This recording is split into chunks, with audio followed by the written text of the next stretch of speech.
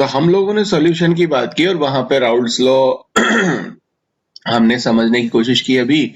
और कल जो हम बात कर रहे थे वो बात कर रहे थे कि अगर हमारे पास में कोई भी आइडियल सॉल्यूशन है तो उसकी क्या शर्तें होंगी, या उसमें हम क्या चीज देखेंगे कि वो जो आइडियल सॉल्यूशन है वो क्या क्या चीजें जो है फॉलो करेगा, या किस किस चीज को लेकर के हम उस सॉल्यूशन को ये बता सकते हैं कि हाँ वो सॉल्यूशन जो है वो आइडियल सॉल्यूशन।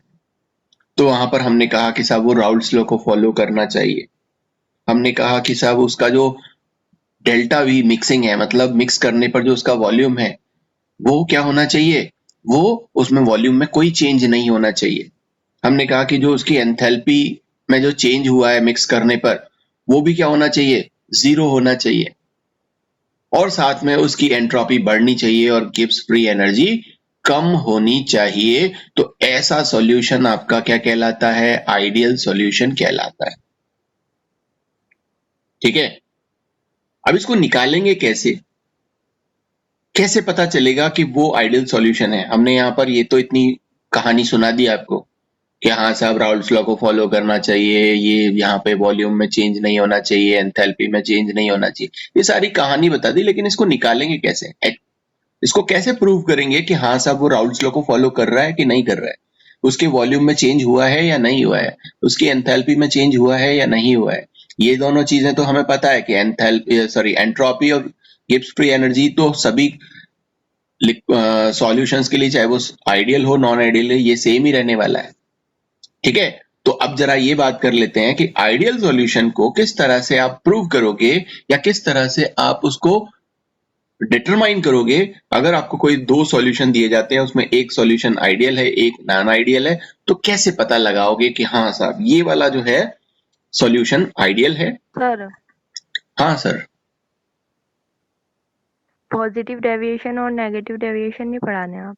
बिल्कुल पढ़ाने हैं, वो नॉन आइडियल सॉल्यूशन में आते हैं, वो आइडियल सॉल्यूशन में नहीं आते। जो हम अभी नॉन आइडियल पे तो पहुंचे, सर आपने नॉन आइडियल तो कल ही बता दिया था। मैंने तो सिर्फ अभी आपको शर्तें बताई। मैं आपको ये, अच्छा आप बताओ, मैं जो अभी बात कर रहा था कि आइडियल सॉल्यूशन और नॉन आइडियल सॉल्यूशन को कैसे पहचानोगे, सिर्फ ये कह करके कि हाँ साहब ये राउल्स लॉ को फॉलो नहीं कर रहा है तो नॉन आइडियल है, और इसको प्रूव कैसे बताओ करा सर। जाएगा वो बताना चाह रहा हूँ। बता सकते ओके सर। हो?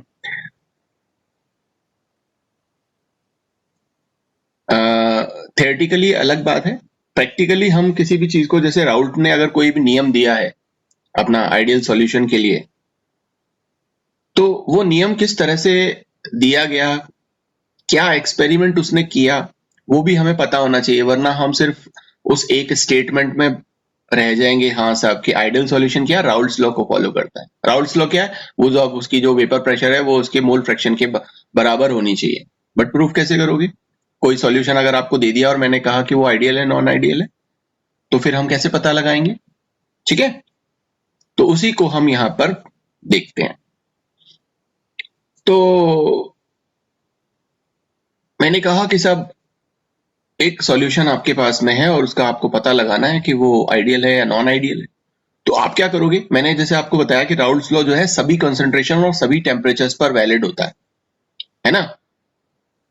तो हम कोई भी टेम्परेचर ले लें, कोई भी कॉन्सेंट्रेशन ले लें, वहां पर आपको ये बिल्कुल भी ध्यान रखने की जरूरत नहीं है कि हमको कॉन्सेंट्रेशन कितना लेना है या टेम्परेचर कितना लेना है। सभी कॉन्सेंट्रेशन और टेम्परेचर पर वो फॉलो करेगा वो सॉल्यूशन, अगर वो राउल्ट्स लॉ को फॉलो कर रहा है तो।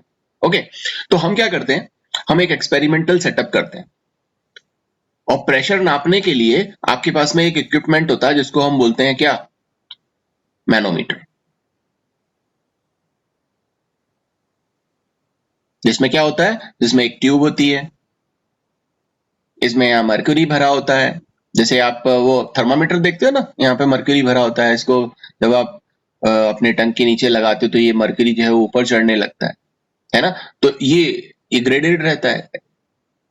और यहाँ पर ये जो हमने लिया हुआ है कंटेनर, इसके अंदर हम क्या करेंगे, इसको गर्म करेंगे, ये लिक्विड भरा हुआ है, और इस लिक्विड के जो अब पार्टिकल्स हैं वो ऊपर जाना शुरू करेंगे, एक प्रेशर लगाएंगे, और हमने क्या किया, इस मैनोमीटर से और इसका प्रेशर नाप लिया।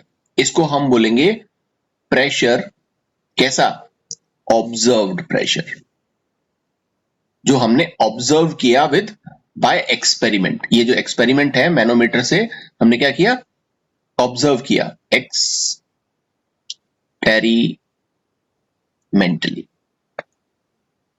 ओके, सो एक्सपेरिमेंटली हमने ये ऑब्जर्व किया कि साहब इसका प्रेशर जो है वो इतना आना चाहिए, या इतना आता है, आना चाहिए नहीं, आया है ना। तो लेट्स से कि वो 100 यूनिट्स आया।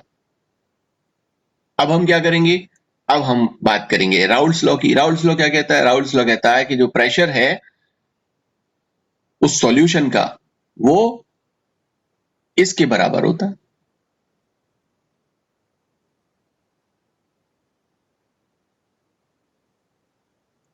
ये आपका पी टोटल, ये क्या हो जाएगा, ये हो जाएगा आपका कैलकुलेटेड। ये पी टोटल जो है उस गैस का, ये हो जाएगा कैलकुलेटेड। तो ये जो पी कैलकुलेटेड है, कैलकुलेटेड, ये है। ओके, तो इसके बराबर होना चाहिए, इसको पी ऑब्जर्व्ड को इसके बराबर होना चाहिए पी कैलकुलेटेड के। अगर पी ऑब्जर्व्ड जो हमने एक्सपेरिमेंटल से ऑब्जर्व किया और जो हमने यहां पर थियोरेटिकली जो लॉ है उससे कैलकुलेट किया, अगर ये दोनों वैल्यू सेम आती हैं 100 और 100, तो क्या है, इसका मतलब ये है कि वो जो सॉल्यूशन आपने लिया है वो कैसा है, वो एक आइडियल सॉल्यूशन है।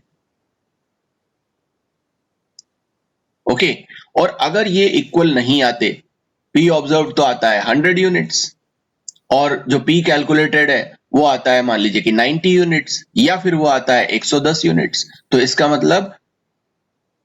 मतलब पी ऑब्जर्व्ड और पी कैलकुलेटेड क्या है, बराबर नहीं है। और बराबर नहीं होगा तो वो कैसा हो जाएगा, वो नॉन आइडियल सॉल्यूशन हो जाएगा।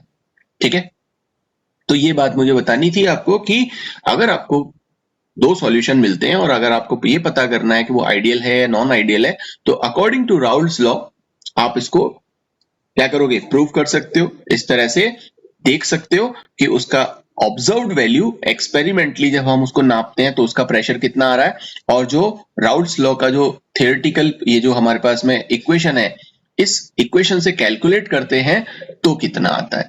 ओके, सो हमें पता चल जाता है कि अगर वो उसको फॉलो करेगा तो मतलब बराबर आता है तो आइडियल, और बराबर नहीं आता है तो नॉन आइडियल। ओके, मैंने आपको वो कहानी बता चुका हूं कि जो डेल्टा वी मिक्सिंग है वो क्यों जीरो आती है। अब देखो यहां पर अगर आपने कहा कि साहब ये बिल्कुल बराबर होते हैं, पी कैलकुलेटेड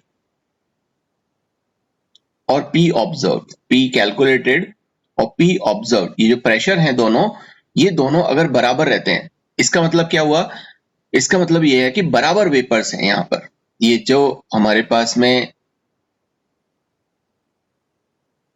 ए है और यहां हमारे पास में बी है, और जब हमने इसको बनाया तो ये ए बी है, तो यहाँ ए के बीच के जो बॉन्ड्स हैं, बी के जो बीच के बॉन्ड्स हैं, और यहाँ पर ए बी के बीच के जो बॉन्ड्स हैं, ये क्या है, बिल्कुल इक्वल है, एक जैसे, जिसकी वजह से इसका वॉल्यूम चेंज नहीं हो रहा। और एक जैसे हैं तो यहाँ पर एंथैल्पी भी चेंज नहीं होगी, क्योंकि जो इसको तोड़ने के लिए काम आ रही है ए को, जो इस बी को तोड़ने के लिए काम आ रही है, और उतनी ही एनर्जी यहाँ पर लिबरेट हो रही है, तो ये इक्वल है। ओके, तो ये सारी की सारी चीजें हम देख चुके हैं, और अब आप लोगों को बिल्कुल समझ में आ गया होगा कि आइडियल सॉल्यूशन और नॉन आइडियल सॉल्यूशन क्या होता है। आइडियल सॉल्यूशन का ग्राफ हमने कल देखा था, एक बार मैं उसको वापस बता देता हूं, क्योंकि अभी जब हम डेविएशंस पढ़ेंगे तो वो आपको ग्राफ आना चाहिए। ये ग्राफ हमने देखा था जहां पर हमने ये प्योर ए लिया, यहां पर प्योर बी है, ए एक्स की जो ये जो सॉरी इसका जो मोल फ्रैक्शन है ए का वो यहाँ पर 1 है, इसीलिए ये प्योर ए है। और अगर ये तो हमारे पास में जब है जब हमने आइडियल सॉल्यूशन लिया हुआ है, अगर हम ये आइडियल सॉल्यूशन लेते हैं तो इस तरह का हमें ग्राफ मिलता है। और आइडियल सॉल्यूशन कौन से होंगे, आइडियल सॉल्यूशन मैंने आपको बता दिया। एग्जाम्पल क्या होगा आइडियल सॉल्यूशन का, अगर हम इसको कहें कि साहब आइडियल सॉल्यूशन के एग्जांपल्स हम को बताने हो, तो आइडियल सॉल्यूशन के एग्जांपल कौन कौन से बताओगे आप? कोई भी आइडियल सॉल्यूशन आप अगर लेते हो तो दो चीजों को अगर आप यहां पर कंसिडर करना पड़ेगा। पहली चीज, दो चीजें मतलब जब आप किसी ए को बी में मिक्स करके ए बी बनाते हो तो ए क्या होगा, बी क्या होगा, इनके लिए आपको दो चीजें ध्यान रखनी पड़ेगी। पहली चीज कि उनका जो नेचर है वो क्या होना चाहिए, सेम पोलर नेचर होना चाहिए, है ना। या तो वो पोलर पोलर हो या वो नॉन पोलर पोलर हो, ठीक है ना। तो सेम पोलर नेचर होना चाहिए। दूसरा चीज क्या है, दूसरा चीज ये है कि उनका जो साइज है वो सेम होना चाहिए। तो सेम साइज होना चाहिए या नियरली सेम साइज, मतलब बिल्कुल एग्जैक्टली नहीं बट अप्रोक्सीमेटली सेम साइज होना चाहिए और सेम उनकी पोलैरिटी होनी चाहिए। जैसे एक एग्जांपल लेते हैं, इन दोनों चीजों को फॉलो करते हुए आप यहां पर एग्जांपल की बात कर लेते हैं। अब मान लीजिए कि हमने यहां पर लिया एक अल्कोहल, ठीक है, ये हमारे पास में अल्कोहल, और हमने इसको क्या किया, हमने इसको मिथाइल अल्कोहल के अंदर मिला दिया। तो देखो इनका पोलर नेचर एक जैसा है, ये मिथाइल अल्कोहल और इथाइल अल्कोहल जो है वो सेम पोलैरिटी के हैं, साइज भी लगभग बराबर है। क्यों? क्योंकि एक में सिर्फ कार्बन और दो हाइड्रोजन जो CH2 है सिर्फ वही बड़ा है, इसको कैसे लिख देंगे, तो सिर्फ ये बड़ा है, ठीक है ना। तो ज्यादा मायने नहीं रखता, तो इनका साइज क्या है, लगभग बराबर है। इसका मतलब कि इथाइल अल्कोहल और मिथाइल अल्कोहल का जो सॉल्यूशन होगा वो कैसा होगा, एक आइडियल सॉल्यूशन होगा।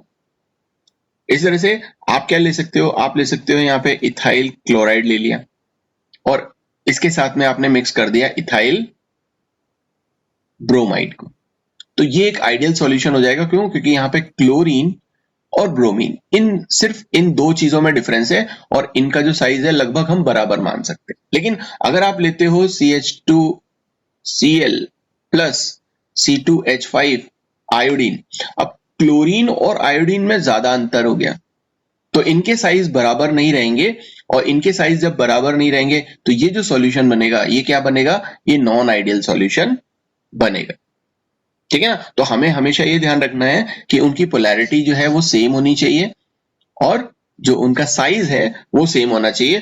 तो अगर आपसे कोई भी पूछेगा तो आप बता सकते हो, जैसे कि अगर आप क्या कर सकते हो, आप बेंजीन ले सकते हो C6H6 और इसमें क्या कर सकते हो, टोलुइन मिला सकते हो। तो हमने यहाँ पे सिर्फ एक CH3 ऐड किया है, तो ये एक आइडियल सॉल्यूशन हो जाएगा। लेकिन अगर आप यहाँ पे C2H5 मिला दोगे, मतलब यहाँ पे C6H5 C2H, तो यहाँ ये क्या है, अंतर ज्यादा बड़ा हो जाएगा, साइज बढ़ जाएगा, तो ये आइडियल सॉल्यूशन नहीं रहेगा। क्योंकि आइडियल सॉल्यूशन वो होता है जो होमोजेनस एक मिक्सचर बनाए और यहां पर इन सभी लॉज को फॉलो करे जो हमने अभी बात की थी कि डेल्टा वी मिक्सिंग जो है वो उसका 0 होना चाहिए, डेल्टा एच मिक्सिंग 0 होना चाहिए। तो अगर इनकी साइज और पोलैरिटी बढ़ जाएगी तो वो इक्वल नहीं रह पाएंगे जब हम उनको मिलाते हैं। ओके, नॉन आइडियल सॉल्यूशन में ये सारी की सारी चीजें उल्टी हो जाती हैं कि वो राउल्ट लॉ को फॉलो नहीं करेगा, डेल्टा बी मिक्सिंग 0 नहीं होगा, डेल्टा एच जो है वो भी 0 नहीं रहेगा, और ये जो पी कैलकुलेटेड है पी ऑब्जर्व के इक्वल नहीं रहता। इसके एग्जाम्पल अगर आप देखना चाहते हो तो जस्ट मैंने अभी जैसा बताया आपको, यहाँ पे नॉन आइडियल के साथ ये बेंजीन मिला दिया और यहाँ पर हमने क्या किया, C6H5CH2 सॉरी C2H5 मिला दिया, या फिर हमने ये C2H5Cl और C2H5 आयोडीन, है ना, तो ये मिला दिया। तो ये सारे के सारे सॉल्यूशंस क्या हो जाएंगे, ये नॉन आइडियल सॉल्यूशन हो जाते हैं, ठीक है ना। तो ये नॉन आइडियल सॉल्यूशन के एग्जांपल्स हैं। अभी जो हम बात करेंगे वो बात करते हैं अब कि जो हमारे नॉन आइडियल सॉल्यूशन है। अच्छा हाँ, एक चीज बताना मैं भूल गया नॉन आइडियल सॉल्यूशन से पहले, कि जो हमने वेपर प्रेशर देखा है, हमने अभी निकाला था कि आइडियल सॉल्यूशन जो होते हैं उसका जो वेपर प्रेशर होता है वो यहां पर मोल फ्रैक्शन के डायरेक्टली प्रोपोर्शनल होता है। लेकिन ये जो लॉ है, राउल्ट्स का ये जो लॉ, ये हमने दिया कब? ये हमने दिया सॉल्यूशंस के लिए। सॉल्यूशन अवस्था में उसका वेपर प्रेशर कितना है, ठीक है ना? तो ये जो जीटा ए जो आ रहा है, ये आ रहा है मोल फ्रैक्शन कब? जब हमने उसको सॉल्यूशन फॉर्म में देखा। लेकिन मान लो हमारे पास में ये जो सिस्टम है, हमने यहां पर सॉल्यूशन ले लिया। इस सॉल्यूशन में ए बी और ए बी सॉल्यूट और सॉल्वेंट मिले हुए है ना, ये लिक्विड स्टेट में सॉल्यूशन। इस स्टेज में हमने बात कर ली कि साहब इसका मोल फ्रैक्शन जो है वो इसके वेपर प्रेशर के डायरेक्टली प्रोपोर्शनल होता है। लेकिन जब ये यहां पर वेपर फॉर्म में बन जाएगा जितना भी अमाउंट, उस समय जो इसका वेपर प्रेशर होगा, टोटल वेपर प्रेशर, इस समय जो टोटल वेपर प्रेशर है वो हमने दे दिया। क्या दे दिया? पी टोटल से, जो क्या है P naught A zeta A plus P naught B zeta B. ये कब है? जब ये सॉल्यूशन फॉर्म में है, सॉल्यूशन फॉर्म। ओके, लेकिन जब यह यहां पर वेपर्स बन गए, इस वेपर के बनने के बाद अब अगर आपसे पूछा जाए कि जो टोटल प्रेशर है, टोटल वेपर प्रेशर है, किसके टर्म में? ये जो वेपर फेज बनी है, ये वाली जो वेपर फेज बनी है, इसका पी टोटल कितना होगा? आपने अभी जो निकाला है वो किसका निकाला है? वो इसका निकाला है, सॉल्यूशन का, जो यहां लिक्विड फॉर्म में है। लेकिन ये जो वेपर फॉर्म में है, इस समय इसका पी टोटल कितना होगा या टोटल वेपर प्रेशर कितना होगा, वो कैसे निकालेंगे? ठीक है, तो उसके लिए आपको एक चीज पता होनी चाहिए। क्या पता होना चाहिए? आपको ये पता होना चाहिए कि जब ये वेपर फॉर्म में है तो इनका मोल फ्रैक्शन वेपर फॉर्म में क्या होगा, क्योंकि यहां पर ये ए के मॉलिक्यूल्स भी होंगे और यहां पर बी के मॉलिक्यूल्स भी होंगे। यहां भी ए के मॉलिक्यूल्स भी हैं और बी के मॉलिक्यूल्स भी हैं, दोनों हैं। लेकिन ये लिक्विड फॉर्म में है, सॉल्यूशन फॉर्म में, तब आपने ये दिया है। लेकिन जब ये वेपर फॉर्म में है, उस समय ए भी है और बी भी है। इनका मोल फ्रैक्शन क्या होगा? अगर इनका मोल फ्रैक्शन आपको मालूम है, तभी आप क्या बता सकते हो? इसका वेपर प्रेशर बता सकते हो, टोटल वेपर प्रेशर। कब? जब ये वेपर फेज में प्रेजेंट है। यहां पर आपने बताया सॉल्यूशन फेज का, तो हम यहां पर एक चीज और निकालना सीख लेते हैं कि total vapour pressure in terms of mole fraction in vapour phase. Okay, तो लेट्स से कि इसका जो टोटल प्रेशर है, टोटल वेपर प्रेशर, उसको हम पी से रिप्रेजेंट कर लेते हैं, ठीक है, या पीटी से रिप्रेजेंट कर लेते हैं। यहां पर हमने पीटी से किया, हम यहां पर सिर्फ क्या करते हैं? पीटी से कर लेते हैं, सॉरी पी से कर लेते हैं। और जो मोल फ्रैक्शन है इन दोनों कंपोनेंट्स का, उसको हम मान लेते हैं, क्योंकि यहां पर हमने क्या माना? जीटा ए और zeta be in solution form. हम यहां पर वेपर फेज के टाइम पर जो ए और बी का मोल फ्रैक्शन है, उसको क्या मान लेते हैं? उसको हम मान लेते हैं, मान लीजिए कि गामा या वाई ए और वाई बी। ठीक है, कब? वेपर फेज में, वेपर फेज में। तो ये जो वैल्यू है, अब हमें ये पता होना चाहिए कि ये वैल्यू क्या है, क्योंकि जैसे हमें ये पता था जीटा ए और जीटा बी, तो जीटा ए क्या था? जीटा थे हम ए था हमारे पास में ए के total number of moles plus A और बी दोनों के टोटल नंबर ऑफ मोल्स, मतलब ये सॉल्यूशन फॉर्म में है ना, और ये वहां पर उस सॉल्यूशन फॉर्म में उस ए के कितने मोल्स हैं, वही तो हमने यहां पर मोल फ्रैक्शन लिया था। अब आपको याद आ गया होगा कि ये जो चीज है, ये हमने किसके लिए लिया हुआ है? हमने सॉल्यूशन के लिए लिया हुआ है, और हम किसके लिए निकालना चाहते हैं? वेपर फेज के लिए। और जीटा बी का जो वैल्यू था वो हमने क्या दिया था कि number of moles of be in solution, और सॉल्यूशन में क्या है? नंबर ऑफ मोल्स ए के भी हैं और बी के भी। तो ये दोनों जो है वो सॉल्यूशन फॉर्म में हमने जीटा ए और जीटा बी निकाला। तो हमारा वेपर फेज में जो वाई ए और वाई बी है उसका वैल्यू कितना होगा, तो इसको हम यहां पर वाई ए इसलिए लिख रहे हैं क्योंकि हम इसको ऐसे लिखेंगे जीटा ए वेपर फॉर्म में, वेपराइज फॉर्म में, लेकिन हम इसको क्या लिख देते हैं, हम इसको लिख देते हैं वाई ए। और ये जो हमारा जीटा बी है, क्योंकि मोल फ्रैक्शन को रिप्रेजेंट करने के लिए हमारे पास में जो जीटा होता है और इसको हमने वेपर में कितना उसका मोल फ्रैक्शन है तो हमने यहाँ ब्रैकेट में लिख दिया वेपर, और इसी को हम बोलते हैं वाई बी। ठीक है, तो ये वाई ए और वाई बी क्या है वो आपको यहाँ पे पता चल रहा है कि इसका मोल फ्रैक्शन है वेपर फॉर्म में। तो अब हम इसको अगर निकालें कि ये जो वाई ए और वाई बी ये क्या है, तो देखो वाई ए और वाई बी क्या है, वाई ए है कि ए के लिए निकाल रहे हैं, तो ए का प्रेशर और टोटल प्रेशर हमने क्या माना है, टोटल प्रेशर माना है हमने पी। तो टोटल प्रेशर में से ए का प्रेशर कितना है ना, वेपर फॉर्म में ये जो प्रेशर है ये किसका है, वेपर फॉर्म में, वेपर फेज में प्रेशर, टोटल प्रेशर। तो ए का निकल के आ गया, और अगर हम वाई बी का निकालें तो क्या है, टोटल में से पी का कितना, पी बी का कितना है।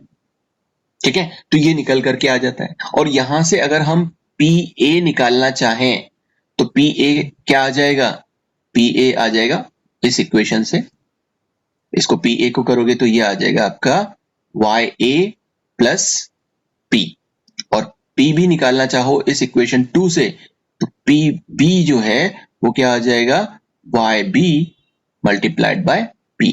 तो ये इक्वेशंस हमारे पास में आ जाती हैं 3 और 4। ओके, आगे चलते हैं।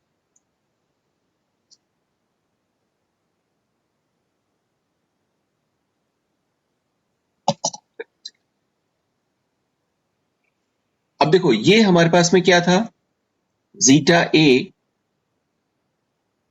पी नॉट ए किसके बराबर था, पी ए के बराबर था, याद आ गया। और zeta B P naught B किसके बराबर था, पी बी, ये अकॉर्डिंग टू राउल्स लॉ। तो ये जो पी ए का वैल्यू हमने निकाला, पी बी का हमने वैल्यू निकाला, वो हम यहां पर पी ए और पी बी में पुट कर सकते हैं, है ना। तो हम इसको यहां पर पुट कर देंगे।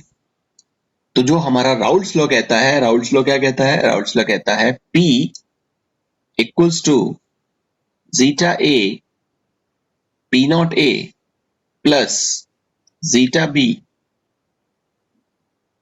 पी नॉट बी, ये, और यहां पर जीटा ए और जीटा बी और पी नॉट ए और पी नॉट बी, ये वैल्यू हम यहां पर पुट कर देते हैं। तो ये वैल्यू आ जाएगी आपके पास में, जीटा ए कितना है, अब ये आपको पता है कि zeta A plus zeta B equals to 1 होता है। तो जीटा ए अगर आप निकालते हो तो ये क्या हो जाएगा, 1 माइनस जीटा बी,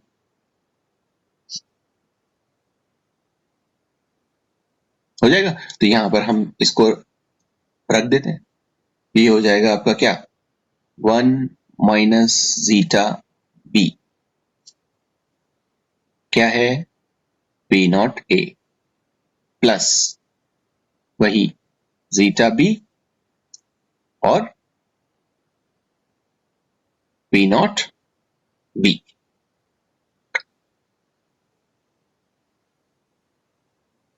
इन दोनों टर्म्स में, ये जो प्लस के बाद ये दोनों टर्म्स हैं, ये वाला टर्म और ये वाला टर्म, इन दोनों टर्म में देखो कि जो वैल्यू है किसकी,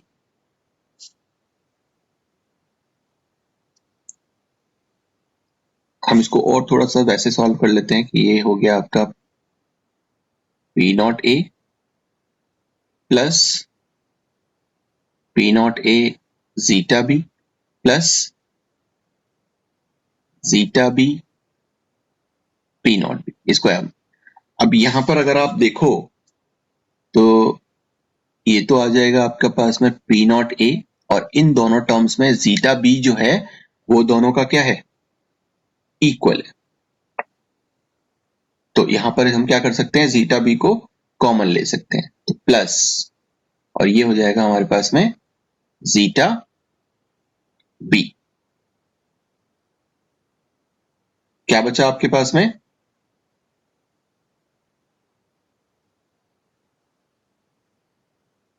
P naught A plus P naught B.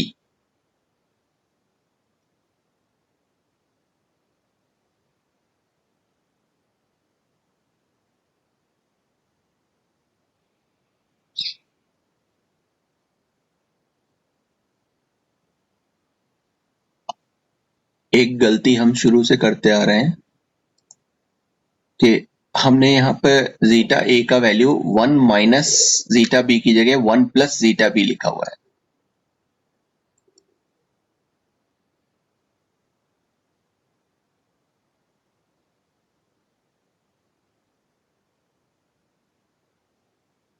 Okay, और ऐसे ही जब हम इसको यहाँ पर करेंगे तो ये जो वैल्यू आएगी ये माइनस में आएगी।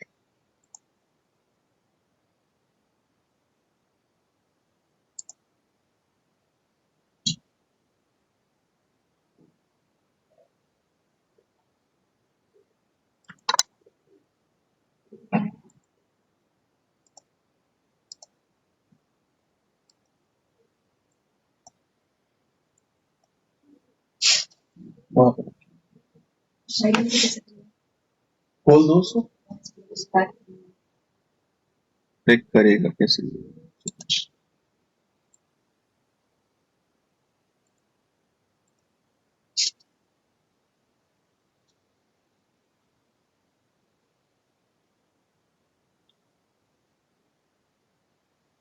ओके, तो ये हमने यहाँ पर गलती कर दी थी, ठीक है। इसको हमने यहाँ पर माइनस रखा, यहाँ पे हमने ये माइनस रखा, और यहाँ पर हम देखेंगे कि ये जो वैल्यू है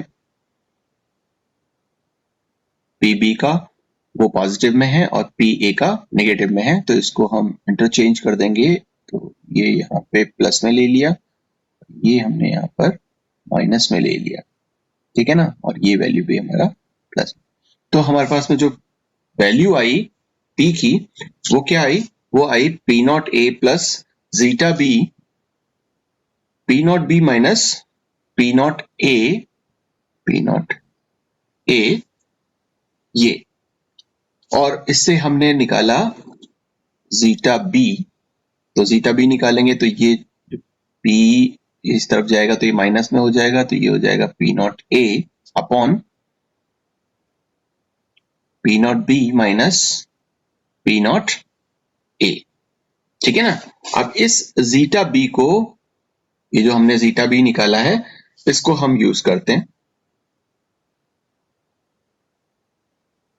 बगल में ले लेता हूं।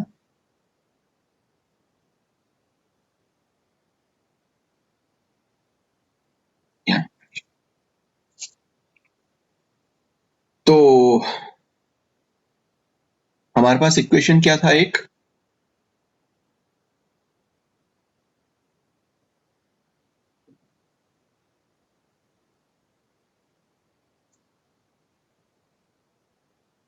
तो मैंने ये यहाँ पे रखा नहीं है।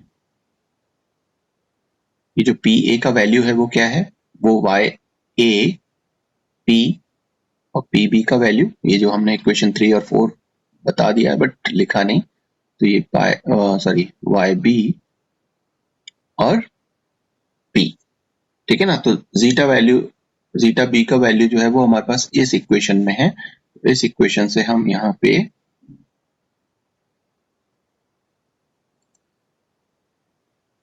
इस जीटा बी के वैल्यू को यूज कर लेते हैं और यहाँ पर इसको रखते हैं।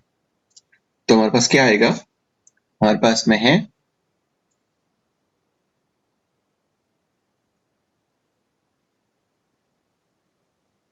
P Y B equals to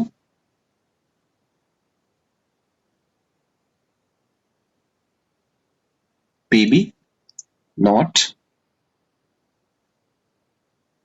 और जीटा बी, ये जीटा बी हम ये यूज करेंगे, तो ये हो जाएगा हमारे पास में multiplied by P minus P naught A upon P B naught minus P naught A. ठीक है, अब हम इस इक्वेशन को आगे सॉल्व कर लेते हैं। पहले क्रॉस मल्टीप्लीकेशन कर लेते हैं इसका, तो ये हो जाएगा हमारे पास में P Y B multiplied by ये जो वैल्यू है ये वाला, इसको ब्रैकेट में बंद कर लेते हैं, तो ये हो जाएगा multiplied by P naught B minus P naught ए।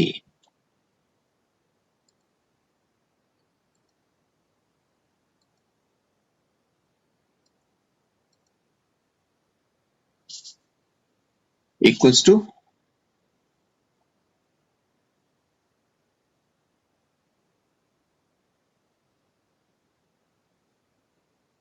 हो जाएगा हमारे पास क्या है,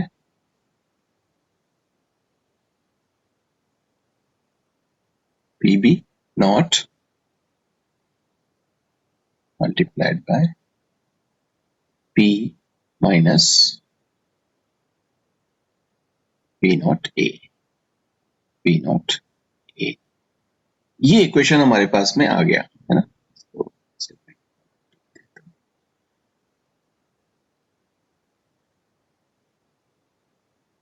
अब हम क्या कर सकते हैं, अब हम कर ये सकते हैं कि इनको मल्टीप्लाई कर लें। तो यहां पर अगर हमसे मल्टीप्लाई करें तो ये हो जाएगा P Y B P naught B minus P Y B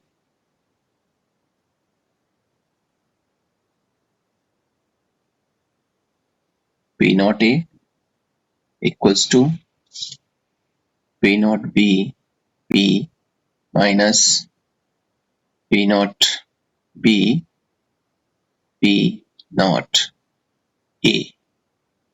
ये हमारे पास में इसको मल्टीप्लाई करने पर आ गया, ये हमने सारी टर्म जो है यहां पर मल्टीप्लाई कर ली।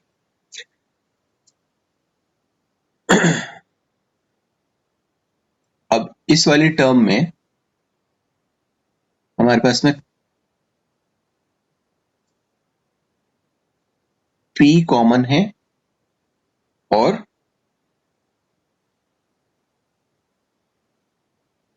या फिर हम एक काम और कर सकते हैं कि ये वाला जो टर्म है इसको भी इधर ले लेते हैं कि सारे के सारे जो p वाले टर्म है, मतलब जो टोटल p वाले जो टर्म है वो एक तरफ आ जाएंगे। तो इसको अगर हम लेते हैं तो ये वैल्यू हो जाती है आपकी P Y B P naught B minus P Y B P naught A minus P naught B P equals to minus P naught B P naught A. Okay, ये चीजें आ गई हमारे पास में। अब ये टोटल हमारे पास में ये तीन टर्म हो गई, इन तीनों में एक कॉमन है हमारे पास में p, ये इसको हमने ले लिया बाहर। ओके, और ये जो दो टर्म हैं इन दो टर्म में हमारे पास में y भी कॉमन है, तो इन दो टर्म से हमने y b जो है उसको कॉमन ले लिया, और y b को हमने कॉमन अगर ले लिया तो ये हमारे पास में क्या बचा, ये हमारे पास में बचा P naught B minus P naught A.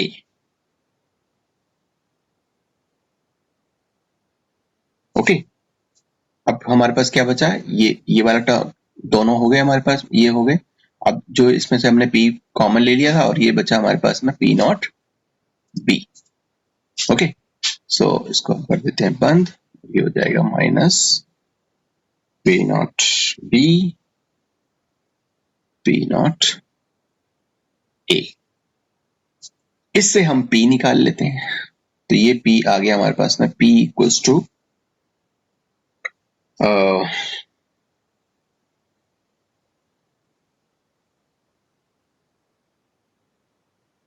ये माइनस में है तो इसको हम प्लस करके इस वैल्यूज को भी हम क्या कर लेंगे,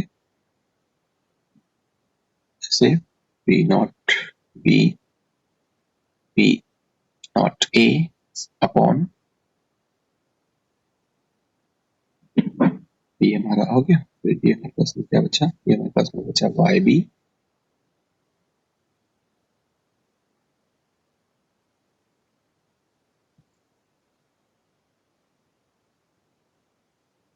P नॉट